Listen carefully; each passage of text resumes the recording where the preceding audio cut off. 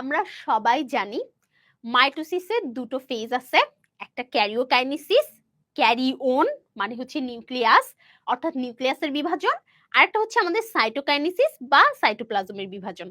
So ক্যারিওকাইনেসিসে আমাদের 5টা stage থাকে, তার মধ্যে প্রথম স্টেজ প্রোফেজ।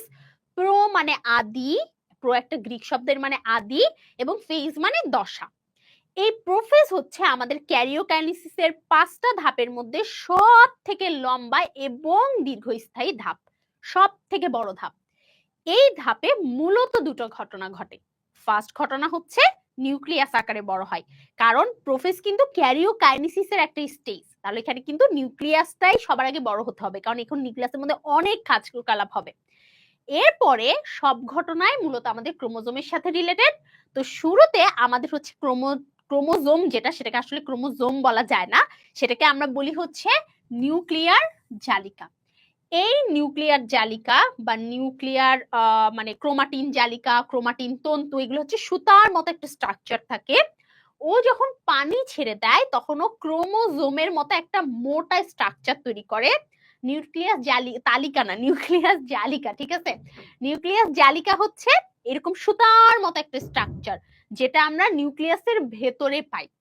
ওই স্ট্রাকচারটা পরেও হচ্ছে ক্রোমোজোম তৈরি করে ফেলে মোটা হয়ে গেলে, এবং ক্রোমোজোম যখন লম্বালম্বি ভাগ হবে সেন্ট্রোমিয়ার ছাড়া, তখন দুটো এরকম অংশ তৈরি করবে। এরকম দুটো অংশ দেখো, দুটো অংশ, এই যে একটা অংশ আর এই যে একটা অংশ, এই দুটো অংশকে ক্রোমাটিড বলে, এবং এটা হচ্ছে সিস্টার ক্রোমাটিড মানে বোন ক্রোমাটিড। কেন? কারণ এরা হচ্ছে সেন্ট্রোমিয়ার একই দিয়ে যুক্ত আছে। আমরা যদি এটা একটু অ্যানিমেশন দেখি তাহলে আমরা জিনিসটা ক্লিয়ার হব। আমরা একটু এটা মুছে দেই, দিয়ে আমরা হচ্ছে এটার অ্যানিমেশনটা দেখি। দেখো সবাই খেয়াল করো, এই দেখো খেয়াল করো, এটা হচ্ছে আমাদের নিউক্লিয়াস। তোমরা যে জিজ্ঞেস করতেছিলে না ক্রোমাটিন জালিকা কি, এই দেখো ক্রোমাটিন জালিকা হচ্ছে এরকম জালের মতো সুতার মতো অংশ। এই সুতার মতো অংশ আমাদের দেখো প্রথমে কি হলো, নিউক্লিয়াসটা আকারে বড় হয়ে গেল, তাই না? এই যে এরকম ছিল, নিউক্লিয়াসটা সবার আগে আকারে বড় হয়ে গেল। আচ্ছা, এবং এই ক্রোমাটিন জালিকাগুলো সব নিউক্লিয় লাস দিয়ে আটকানো ছিল। কি দিয়ে আটকানো ছিল বলতো? নিউক্লিয় লাস দিয়ে আটকানো ছিল, নিউক্লিওলাস দিয়ে আটকানো ছিল।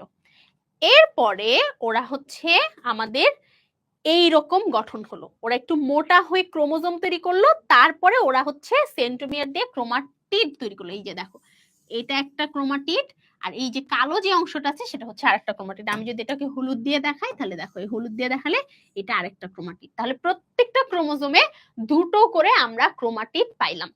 তাহলে সবাই আমরা প্রোফেজটা বুঝছি না? প্রোফেজে আমাদের শুধু এই ঘটনাটাই ঘটে। তোমরা সবাই আমাকে বলো তো যে আমরা প্রোফেজটা বুঝছি কিনা।